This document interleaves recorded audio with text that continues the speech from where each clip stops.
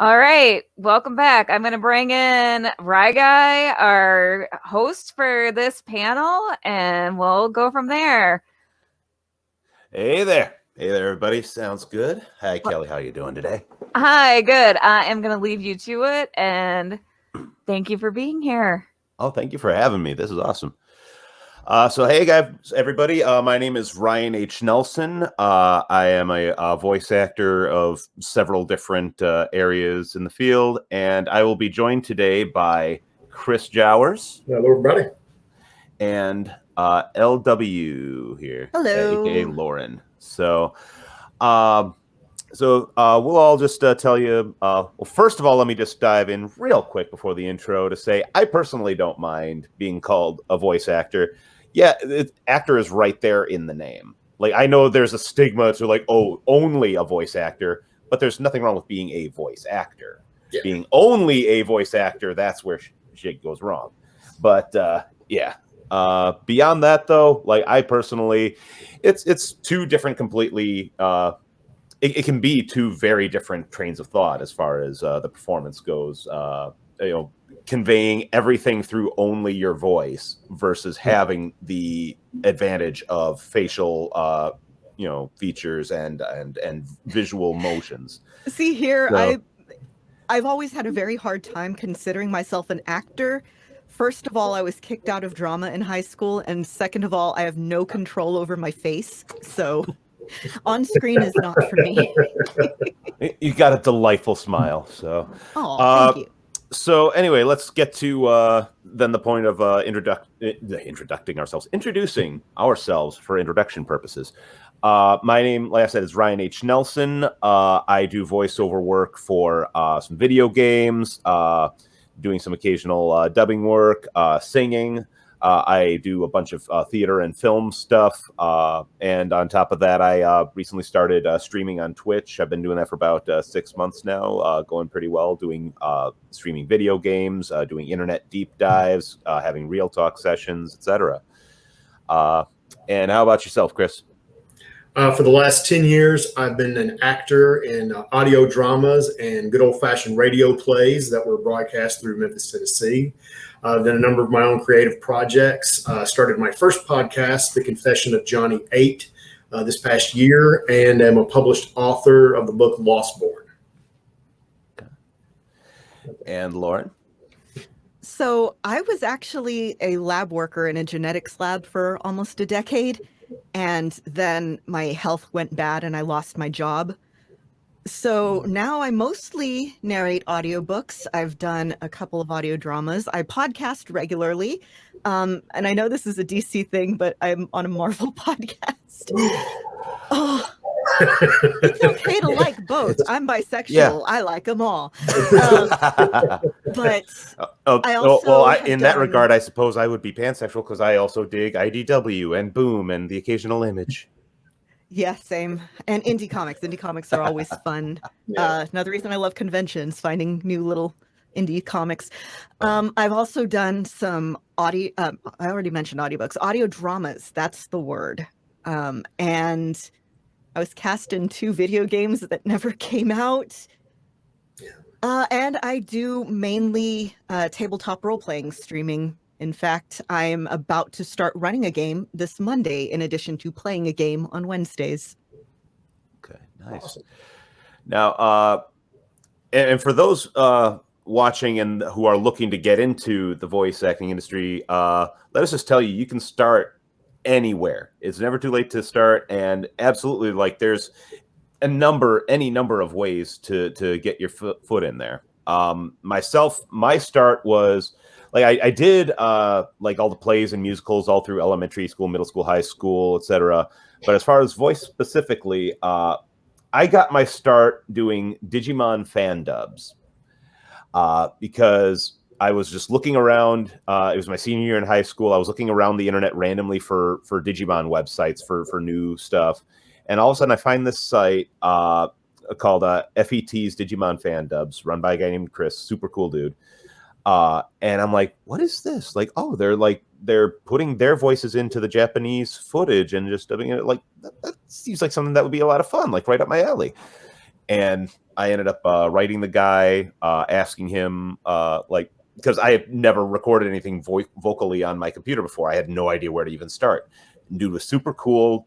Walked me through how to get my mic set up and like figure out the basic recording software and to submit my auditions. And he ended up casting me. My first voice role ever was as Beelzemon in a season 3 clip. And from there, one of the cast members was like, "Hey, you should check out this website, the Voice Acting Alliance," which is now it's mostly defunct. Like there's like a spiritual version of it on Facebook.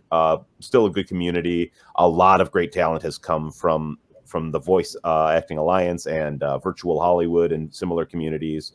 If you're looking at people like Xander Mobus, who's now the announcer for Super Smash Brothers, Sean Chiplock, who's the voice of Noob Saibot in Mortal Kombat 11, my buddy Ed Bosco, whose voice is in Street Fighter, and Christina V, one of the biggest names in voice acting or anime voiceover right now. She got her start there as a legitimate fangirl, and so it's one of those things where you can start from anywhere and blossom into that, depending how far you're willing to take it and where you're willing to relocate to. Which is why I'm still working on the move to California all these years later. So, Chris, how'd you get started up? The first time that I actually did an audio program is I created it myself. My brother was going overseas. His son had just been born, and he was really taking it hard. He's a huge Batman fan. So I organized his family and friends to do the Arkham for America, which is the letters to the troops from the inmates of Arkham Asylum. So I wrote everything, produced everything, and it was pretty much one or two other people that did acting work like I did, and then everybody else was just a normal, everyday person that just liked Batman. And that caught on in the Air Force. It was in his squadron. It was a big hit. It was passed around all over the place in the theater. So it kind of got me the bug. And there's a group in Memphis called Chatterbox Audio Theater that unfortunately is now defunct. But back then it was producing original and classic old school audio dramas, no digital sound effects, everything physical, actual old school sound effects. And I got hooked. I was doing 3 to 4 shows a year, and I would do anything. I went from being the lead in my first production to being sound effect guy number 2. Whatever they wanted me to do, I did it. And it just was like an addiction ever since. I've just been loving doing it. Nice. It just dawned on me, I completely forgot to do this little bit here. Okay, yes, share that. Let's do it. There we go. Let's make this a little more accurate to what we got on the next page here. There we go. Hey. All right, Lauren, how'd you tell us your origin? So, Your like I superhero said, villain origin. I was primarily doing lab work, and I got into podcasting. A friend of mine basically had a casting call for a host, and I was like, okay, let me do this. So I started out with like crappy little pen mic that I used for World of Warcraft raids. And then from there, I started podcasting again, currently with the Marvel Comics. I've been doing this like for 7 years. Oh, God. But my friends were doing their own audio drama, and they were looking for a couple of people to come in and do bit parts. And I was like, well, I have the equipment. And then I just kept showing up. So they just kept putting me in stuff. And then, yeah, after I lost my job, it was about a year where I was just kind of kicking around, being very depressed. And then one day I was thinking, I really like listening to audiobooks. How do you do them? So I literally Googled how to do audiobooks and put together a couple of samples and threw them on ACX. And now I have like 32 books on Audible. My friend Chris was just telling me about ACX not that long ago. Or not Chris, Brian was telling me that. He's an author, and he was talking about like potentially looking for narrators for his book. Apparently ACX My is a schedule great is resource. I open just started at the looking at it. So there you go.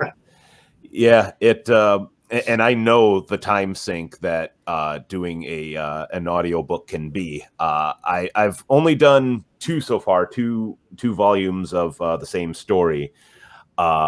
the mistake I made early on was deciding to give every character that I voiced a very different and distinct voice, instead of just using my standard voice and like varying slightly for certain intonations or whatever. But and when I'm looking at like dozens of characters and coming up with voices as we go here, there we go.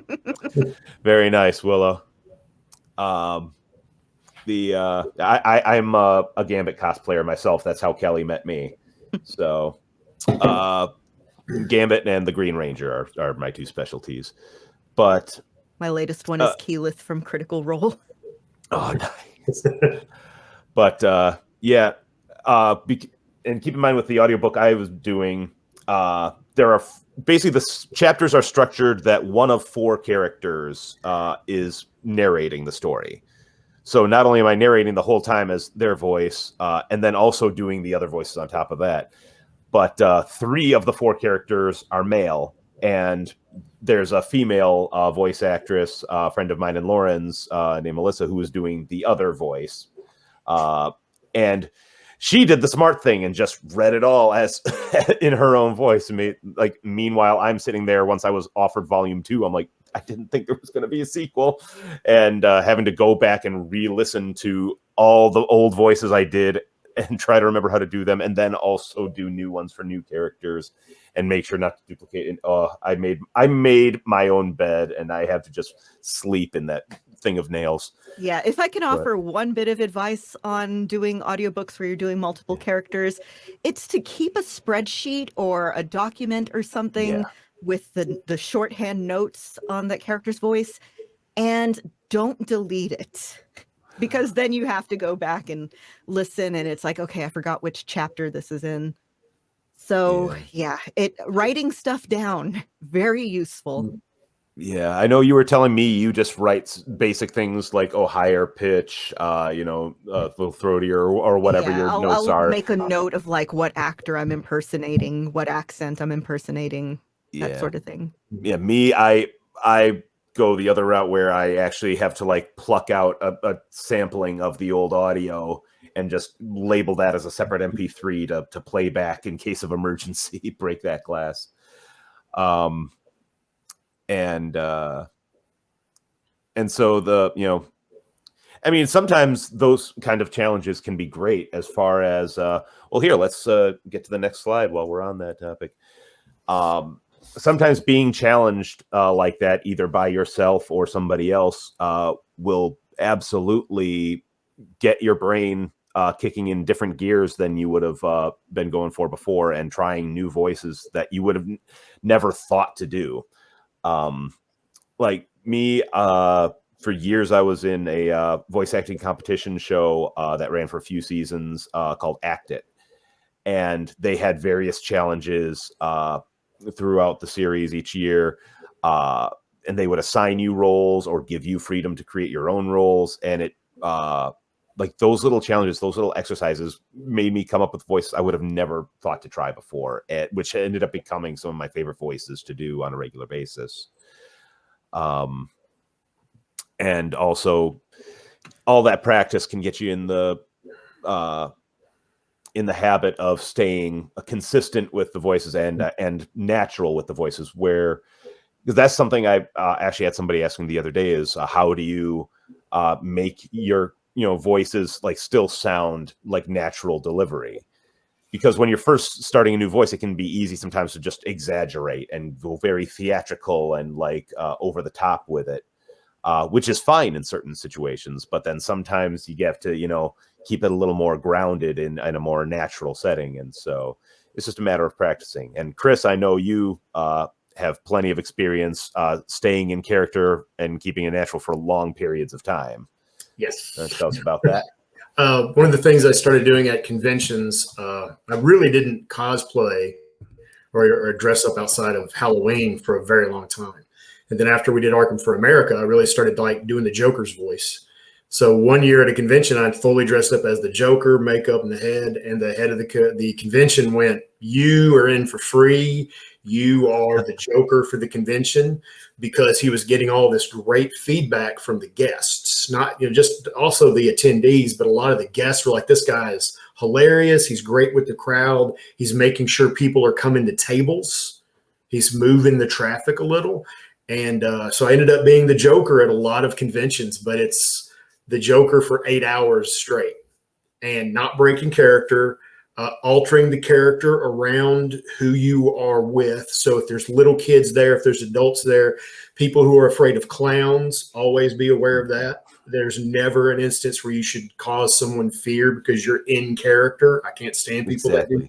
You're not Daniel Day-Lewis. I'm sorry. You're not Daniel Day-Lewis. So that for some reason that helped me when I was acting. I would be able to stay in character, but at the same time not get lost in the character like some people like to claim. You know, I was channeling Dracula. No, you weren't. You're just a really good actor. Say that you're a good actor. It's okay.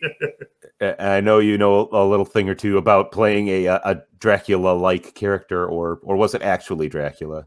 I've voiced Dracula a couple of times for small bit stuff, but I've been the villain in every audio production I've ever been in except one. In all of the ones I've done, I have either been the villain or the bad guy or some smarmy jerk or the creature sound effects. I've just been the bad guy since then, and I find it liberating. I think it's the best thing that you can be when you get to be the bad guy. I really do. What creature was it then that you were playing in that show you were telling us about? I did the Cabinet the audience member. I would Cabinet of Dr. Caligari was an on-stage audio drama where we were providing the live soundtrack for the film. And the Cabinet of Dr. Caligari is the very first horror movie ever made. So I was the creature or the sleepwalker's voice. And when I went up to do my second part, this woman hated me so much that in a crowded theater, as I go up to things, she goes, "Oh, hell no!" People bust out laughing in the middle of this very intense scene that's about to happen. So I had to even be more creepy to draw everyone back in.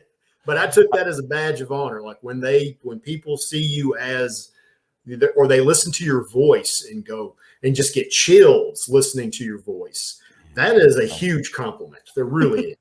I love that because like the stereotype is, you know, the people in the theater screaming at the horror movie like they're gonna change the outcome. And here, in theory, if you were really so inclined, you could have been like, okay, well, I mean, I guess I'll fuck off. I mean, if you it was really nice. It was a good moment, really. Yeah, and that's a great thing is with keeping in mind when you're performing that, you know, it's easy, and especially if somebody can see your face, it's very easy to have people start associating you with the personality that you portray. One my favorite personal example, this isn't so much voice work, but it's still acting. I had done a show here in Milwaukee called The Gospel According to Gary. It was an original musical religious satire.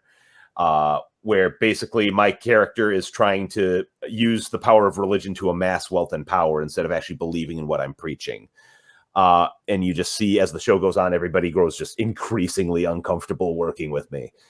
And after the show one night, there was a couple that came up and we were talking for a little bit. And finally they're like, well, hey, like we have to go now, but we just had to talk to you because we just want to let you know, like during the show, we absolutely hated your fucking guts. And we just wanted to like talk to you, make sure you're not really an asshole. And that, like, I stopped in my tracks because I flashed back immediately to when I was in second grade. I was up to be one of the bully Christmas trees in our Christmas musical performance. It's exactly what it sounds like. And I did not want to do it. Like I flat refused. I was like crying. I did not want to do this so bad. And like, I'm crying at home and my mom's asking like, what, well, like, why? Like, why don't you want to do this, Ryan? You love acting. And she's like, and I was just like, because then everybody's going to think I'm mean and a jerk. And she's like, well, Ryan, if they really think that, then that just means you did that good of a job as an actor. And I was just like, Like I was stunned. Like I full stop. Like there was nothing I had to counter that. Like and that stuck with me. So fast forward almost 20 years, and these people are asking, like they want to make sure that I'm not really a piece of shit. Like that was like a full circle moment. Like, See, I've seeing that always had something the was done right. opposite experience. I want to be the bad guy. I want to, and I just keep getting roles as like mother figures and like the 60-year-old aunt, and yeah, it's which is great. Like there are benefits to typecasting. If somebody is like, oh well, we need this type of role. Oh hey, let's call this person. That's fantastic. But at the same time, it's like I want to stretch out. I want to do other stuff, which is one of the good things about audiobooks. I get to be all the characters. Yeah. And by the way, there is a question in our chat. I'll get to that in a little. Oh, never mind. I was going to say I'll hold on to that till the end, but let's do it. Lauren, what do you run/play? Okay, so currently on streaming, the game that I play is called, it's a powered by the apocalypse hack called Interstitial, Our Hearts Intertwined. It's basically Kingdom Hearts, written by Rev Rybread, REVRYE, I can spell, and then bread. And it's basically Kingdom Hearts. I play the mom friend in that game. And I'm about to start running a game called Wander Home. It just came out. I'd been, looking forward to it because the Kickstarter was so fun. And it's a very cozy, like low to no conflict game about woodland animals finding a home and having adventures. It's very much inspired by like Miyazaki. So that's going to be just a nice little cozy break for me this summer. I'm also in a Star Wars home game. I started off with Rifts, played Dungeons and Dragons, 10 Candles, just so many. Definitely. I have had people for decades wanting me to do a D&D campaign with them, and it's not that I don't have any interest. It's just a matter of having the time to really sit down and dedicate to crafting something. I would like at some point to do something like that for my YouTube channel once I finally get things really up and running with that. I will say there's plenty of streaming communities out there that organize games. The one that I'm currently in is mostly for queer podcasters. There's also some that are specifically for BIPOC, Black, Indigenous, people of color players and storytellers, and focusing on those, games that don't get the big press. And then there's, the channels that just run D&D. It's all about what you have fun with. And all you really got to do is just find out where to look. They're out there. It's fun. Oh, for sure. I'm going to have to talk to you later about that. I do have a group that's trying to get like a D&D session going with a lot of newbies. It's partly because this group came together because we performed in a virtual show back last October called She Kills Monsters, which is, it sounds like you've heard of it. Well, I'm thinking of the comic I Kill Monsters, I think. Okay. It's a show about a young girl ended up getting killed in a car accident, and her sister ends up finding her Dungeons and Dragons campaign, like her character that she had going, and ends up finding like the friends, and like through playing the campaign, she ends up learning all these things about her sister that she didn't know.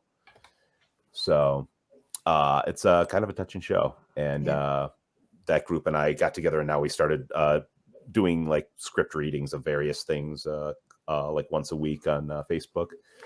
But doing those kinds of things, D&D, like any opportunity you get to do like improvising tends to be like really good for working on your characters. And some people, it's a very tricky thing for them to be really thinking on their feet like that. But for people looking to make their characters more natural and more believable, absolutely. Anytime you get to like be presented with an opportunity to have to think on your feet of like, okay, how would this person, this character react to this, or how would they feel about this situation? Like any chance you get to like think outside the boxes and like get to know your character, in depth, that really helps in developing your characters and developing the voices from there. So anytime, so a big part of it, is just rehearsing and practicing, and any opportunity you have to like hone it more.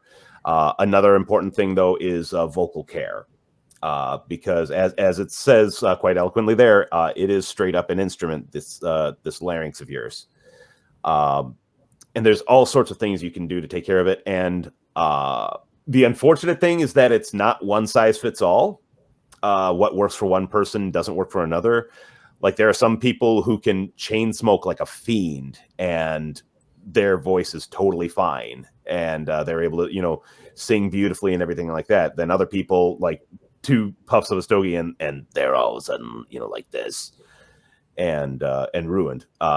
Me personally, my experience is like I've been at karaoke nights where people with gorgeous voices can be singing, they're drinking beer and eating pizza, and it's fine. Me, between the dairy and the beer making my throat very harsh, like I just can't do that stuff if I'm going to be doing it. Like I know basically when I'm going to be doing voice stuff, there's one of 3 things that I'll drink: either just pure water, or for singing, there's 2 things I go with: either a Tanqueray Gimlet Heavy Lime Juice, which is good for like keeping my throat nice and crisp if I'm going to be doing something like clean and beautiful, like singing some like Boys to Men or Lionel Richie type stuff. Or if it's going to be a little growlier, something more rock based, then I'll do Captain and Coke, which gives a little extra phlegm and growl to it. That's just been what I've discovered over time works for me personally. Other people, there's like a spoon of honey is a very popular thing. Me, I think I learned recently that might not work so much for me because I'm allergic to pollen. And I think like for a long time, I was just kind of going like, oh, well, this is apparently good for my throat, even though it's kind of making it feel a little scratchy. And then finally I'm putting 2 and 2 together, like, wait a minute. Maybe not so much. So it's something that can evolve over time as far as what your needs are. Chicken soup tends to be a popular one too. What do you guys have to recommend? I can't overstate the importance of warming up. It was a thing that I sort of found out by accident, because when I was working on my friend's audio drama, I started doing some of the like more monstery voices, and that was rough. Like there was one I was doing like a Freddy Krueger character, which was great, but very rough. So ever since then, there's like some YouTube channels I follow that do like a quick 5-minute warm up. Or my favorite thing is singing, like singing in the shower. The steam helps, the singing helps. Yeah. Just as long as you don't blow out your voice. That's always a concern. And it's all about getting ready to move is a lot of it. Throat coat tea is also, if I'm trying to finish a project in a hurry, so I just make a pot of throat coat and just keep downing it over the course of the day. Yeah, absolutely. Yeah, throat coat tea can tend to be a godsend for folks for sure. Regardless, and actually, I like the taste. So make sure you're always hydrated. Period. Yes. Because you cannot patch a roof if the shingles aren't placed properly. You have got to be hydrating the day before your performance, and you got to hydrate the day of, and you've got to hydrate the day after. Of course, I say as I drink tea. Yeah, drink tea, drink water, and you have to be very careful about alcohol. Alcohol will dehydrate your vocal cords, and you can risk damaging them. Another great one, if you look up Gollum juice from Andy Serkis, he started this mixture when he was having to perform Gollum on set out in the middle of nowhere all the time. Really? And it was water, ginger, lemon, and green tea with honey. And I mixed a batch of this for Chatterbox when we were doing a stage show with Tom Kenny, and the crew floated that container that I had. And even Tom Kenny was like, oh, I've had this stuff before. So it is an industry thing to use to keep your voice lubricated, to keep it hydrated. Very good, very good. Yeah, I can't. Okay, I have tried getting through a several-hour recording session, just, not hydrated enough, and I basically couldn't talk for 2 days after. It's terrible. Yeah. It's terrible. Yeah. 2 days you got off easy. There's some stuff that absolutely, like, I remember back in the day, my friend Rich ended up losing his voice for like 2 or 3 weeks from doing a Vegeta impression. Yeah. And we have another mixture here. Apparently, throat coat tea. It's a mixture of cinnamon bark, lemon, and licorice. I think the celestial seasoning ones also has like mallow root, which is what marshmallow is made from. Oh. Yeah. Somehow it's never dawned on me to ask where those things come from. I just figured just pure sugar. I mean, now it's more pure sugar, but they used to be like actually mallow root. I want to say I found I watch a lot of weird YouTube videos when I can't sleep, and food prep is one of them. So pretty much the one thing that most folks will universally say is no dairy, because dairy is like basically vocal suicide, basically. Just gums up the works. And careful being around smoking if you're sensitive to that. There's a friend, I love her so much, but she vapes constantly, and it's like, okay, this is not the best for my throat, and I have a project due in a week. Yeah. So I'll see you then. Yeah, and some people try to treat vaping like it's fine, it's better than smoking. It's like, not really, not especially, especially considering it's still like early days, and regulating a lot of stuff is still questionable with it. What do you have? Mallow root was the gelatin ingredient that has been replaced by gelatin. Interesting. Yeah. Yeah. So, as far as getting started with things, we've already shared our own personal, like, how we got started, and there are so many ways for people to get started. A lot of them stemming from online interactions. There's plenty of voice communities. A lot have come and gone over the years. Like I said, the Voice Acting Alliance, unfortunately, eventually quietly died off. Same with Virtual Hollywood. But a lot of those people are still prevalent, doing things in the community, either online or professionally. And a lot of us still have those connections. It's like a family that built from doing that. Excuse me. And so you can look online for various things. There's still a bunch that are out there. Off the top of my head, I can think of the Casting Call Club and the Voice Acting Club, the VAC. Both are great. It's a matter with any community. You always have to like sort of be wary of drama that can pop up, and it's up to you how much you want to interact with that and contribute, or just mind your own dang. So there's that. Theater obviously is an easy step.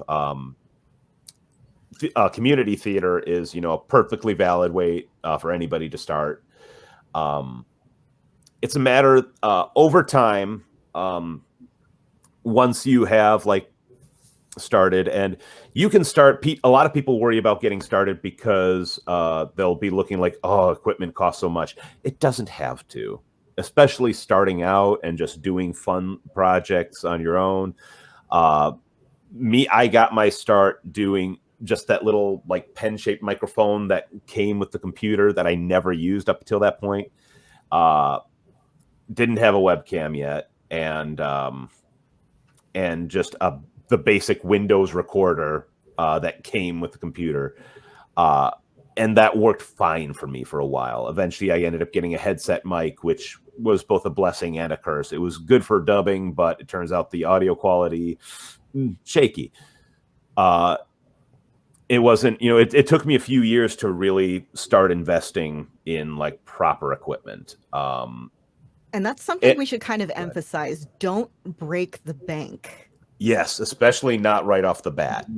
Like down the road, if you're really getting, like those gigs that are worth shelling out for, that are going to pay for that down the road, then sure, invest in your, thousands of dollars mic. In the meantime, though, like me, this is still it's still plugged in a little bit, but here, this is the mic I used for many years. Just a Samson C01U USB mic. This thing treated me well for a good 10, almost 12 years, actually. And it was like $50.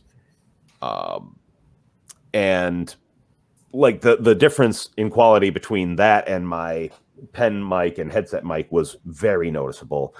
And with this mic, it's still not like quote unquote top of the line, but I managed to book a bunch of gigs between recording things for insurance company training modules. I recorded some of the fan films and video games that I worked on with the thing.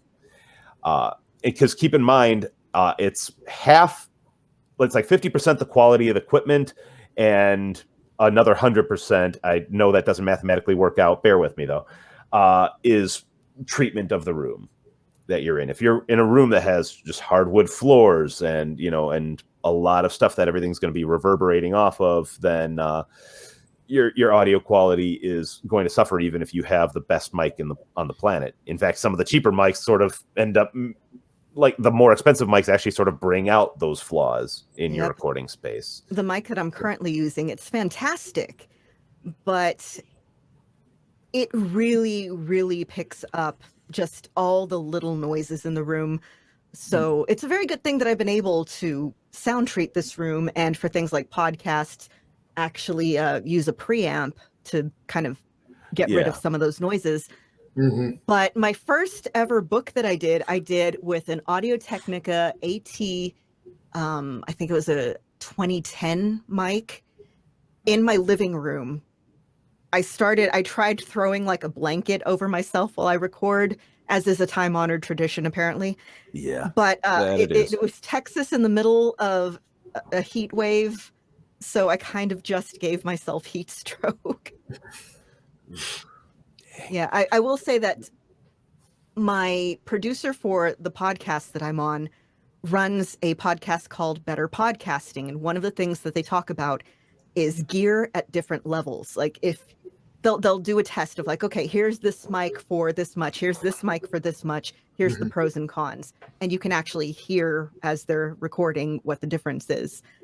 So I know it's more geared for hobby podcasting, but considering that I started out with podcasting equipment and I still use this equipment to podcast, I can't recommend them enough.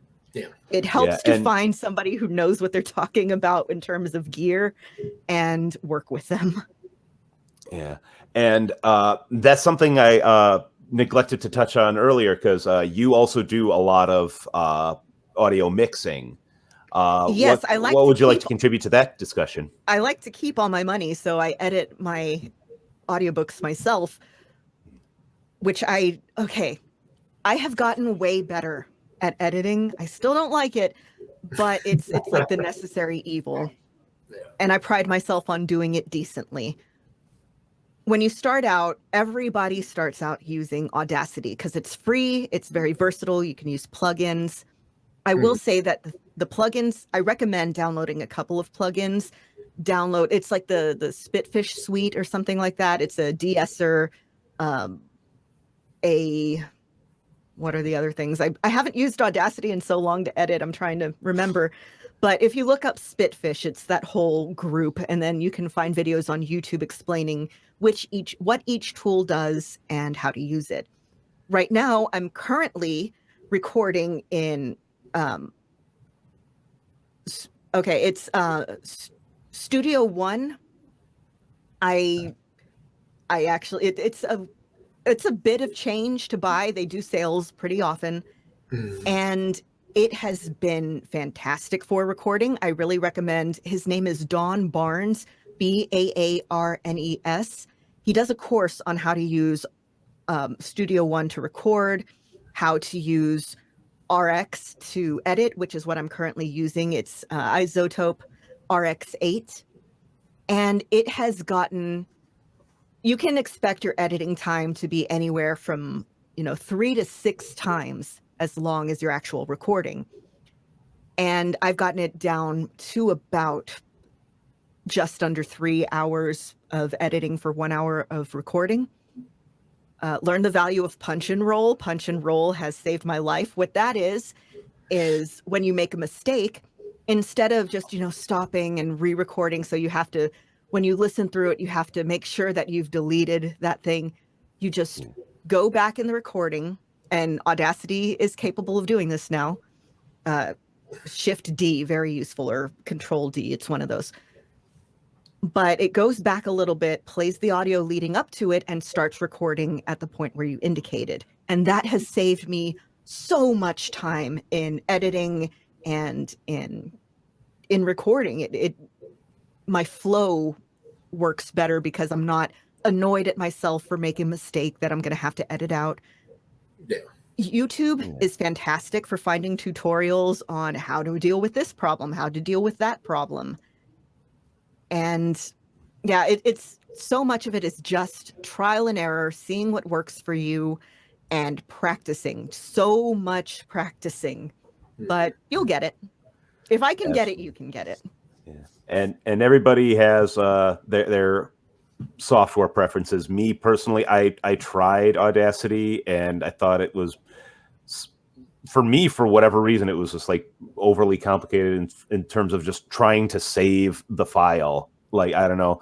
Me, I personally use Adobe Audition and a very old copy of Adobe Audition at that. So you don't have to pay the per month charge now?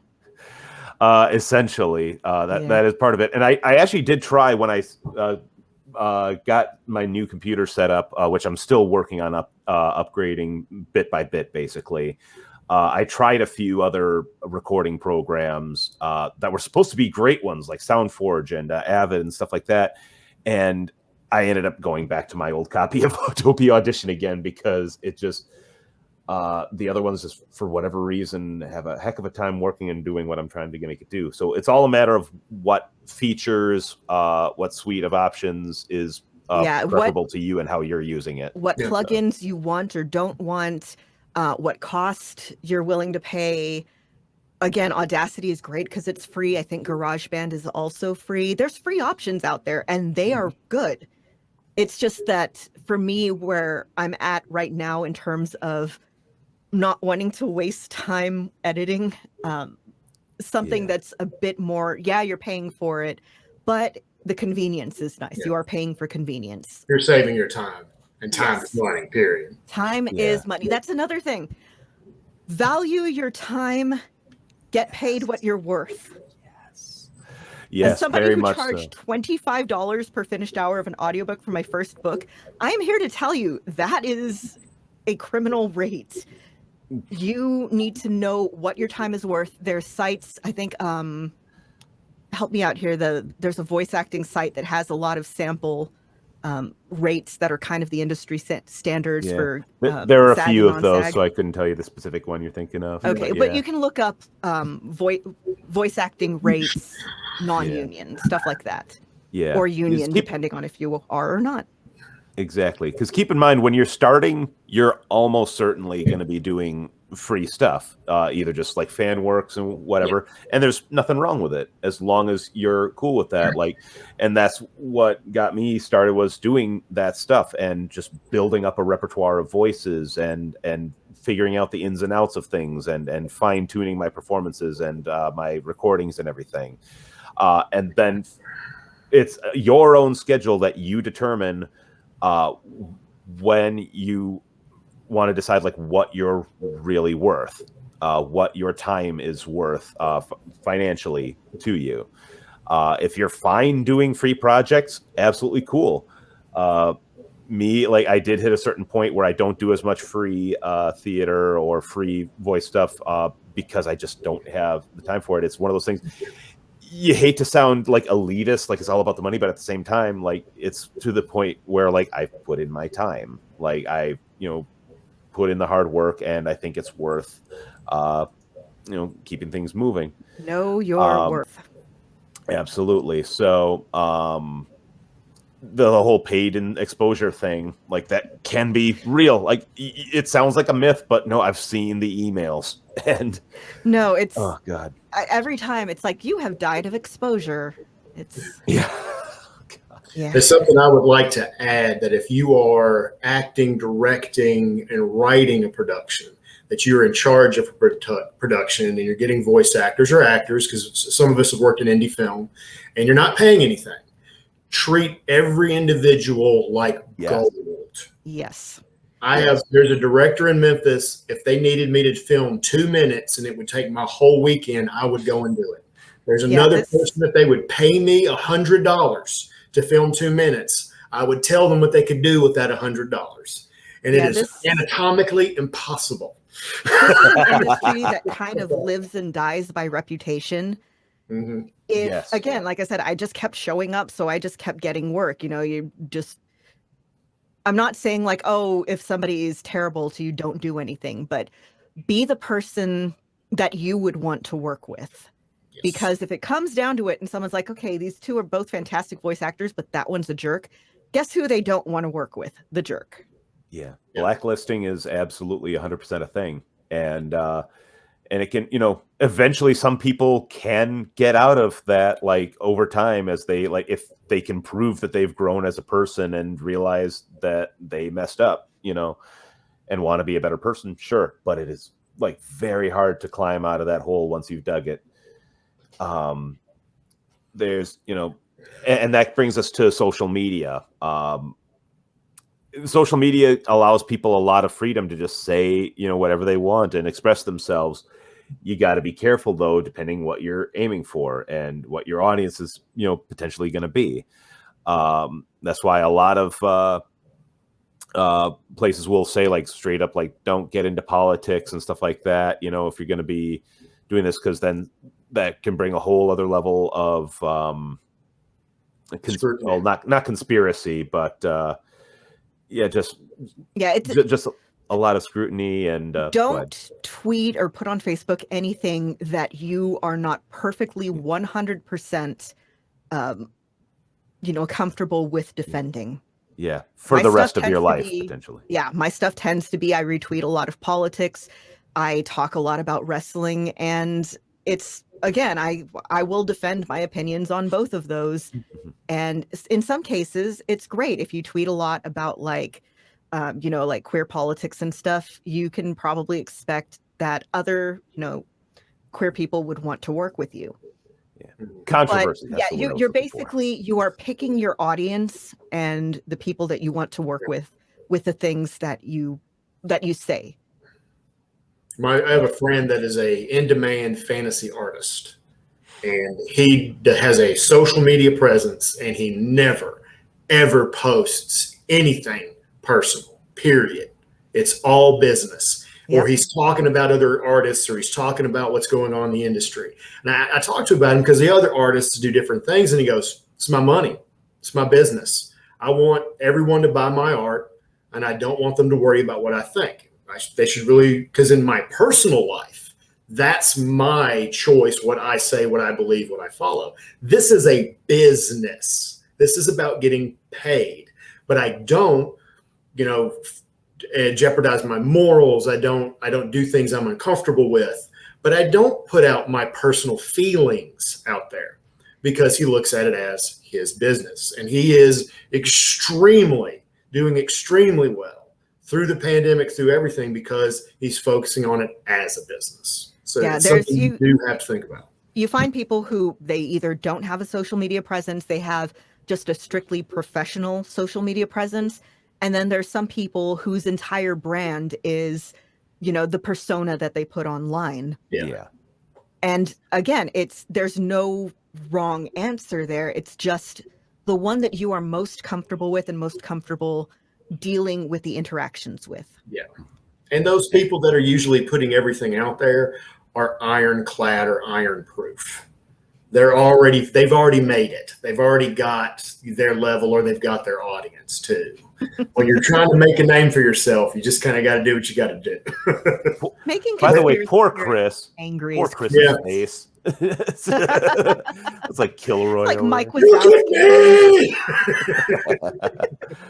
But yeah, and speaking of controversy, there's also a lot of issues right now tossing up the landscape.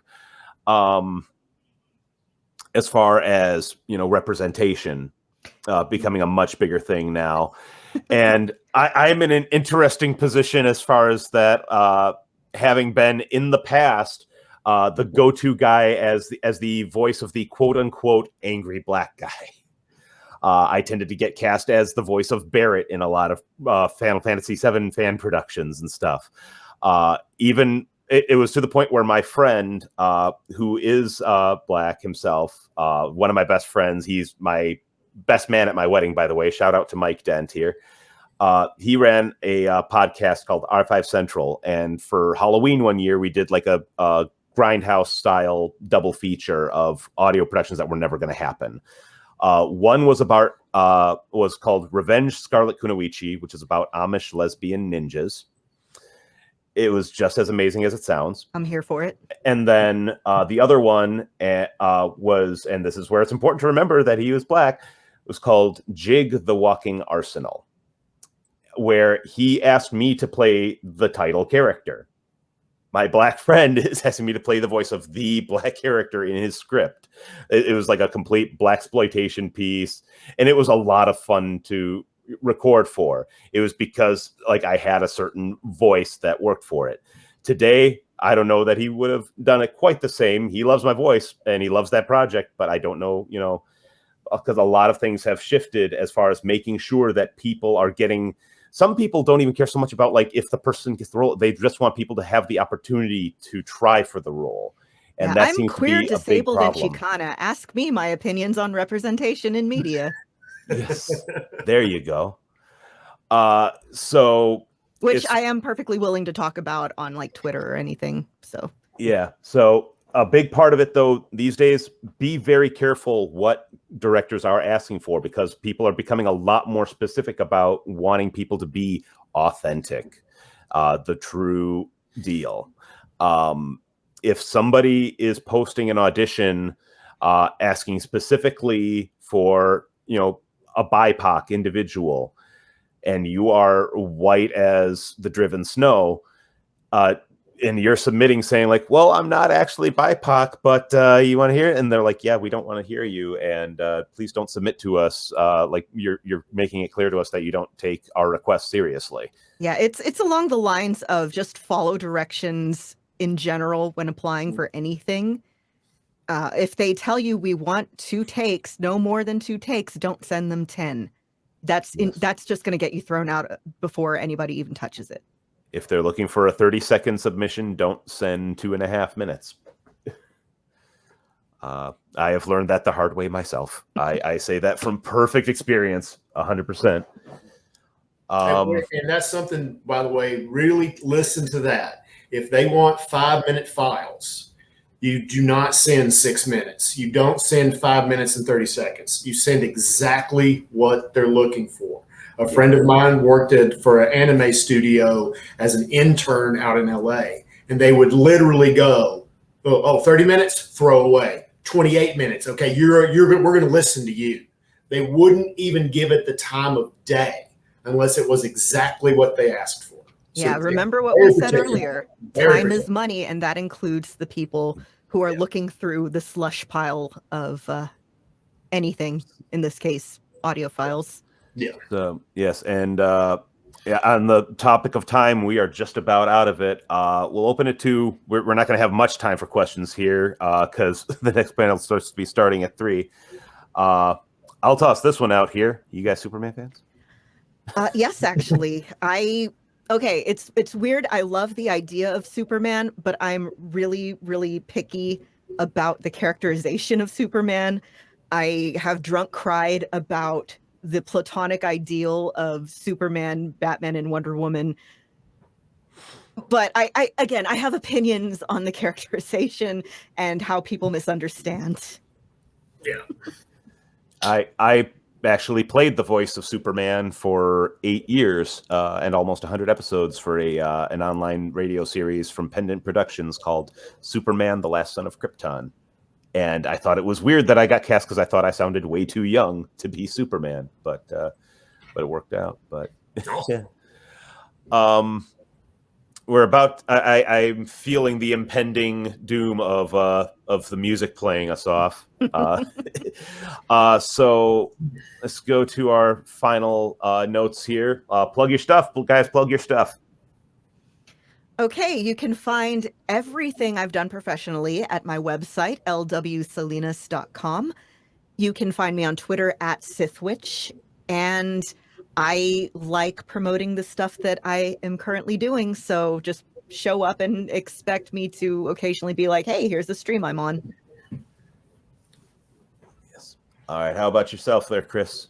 And I'm going to pop something in the... My first novel, Lost Born, is available on Amazon right now. The Cabinet of Dr. Caligari and all the other work I've done for Chatterbox Theater and a new company that came out of Chatterbox called Spoken Signal is online. There's the links right there with the Waverly House ghost story is the one we're doing right now, which of course I'm the ghost. That always happens. And my horror podcast, The Confession of Johnny 8, is pretty much on most podcasting services. Excellent. I'm just popping this so that people know how to spell that properly for Sithwitch. Yep. And, it's Sithwitch like Star Wars. Oh, we lost Chris. Oh, dear. Oh, goodness. And I will say my last piece here. You can hear my voice in the video game series, The Joy of Creation. I provided all 3 character voices in the Halloween edition and the voices of Scott and Michael in the full story mode. Here he is again. I also in the voices of Lord Draken / Tommy and Classic Billy in the series Power Rangers Unworthy and Power Rangers Shattered Past, which are getting ready to do some collaborating here. Well, they've already done some. It'll go full on crossover soon enough. And also, as mentioned before, I stream regularly at twitch.tv/LionelRGuy. I do all sorts of things, mostly retro gaming, some newer gaming, theme nights, such as Wild Wednesday or Don't Effing Touch Me Tuesday. I do some internet deep dives every now and then. If the mood strikes me, we'll go into full-on real talk sessions. So anytime you want to tune in, it's a great time. I don't have like an actual official, like these are the days I stream. It's mainly just when it works out for the week. But if you become a follower, you can be the first to know. So any other closing words, everybody, that you would like to impart upon our audience? If it's something that you really want to do, stick with it. You hear no a lot of the time. It's like the most common thing you will hear, if not just nothing. But again, it's all a numbers game. Keep at it. Make friends in the community. Make friends outside of the community. And remember to have fun with it. Just most of all. Hey, Jess! This is actually a friend of mine from a vocal class that I took with Steve Bloom as our teacher. And she is amazing. Check out Jessica Rainville.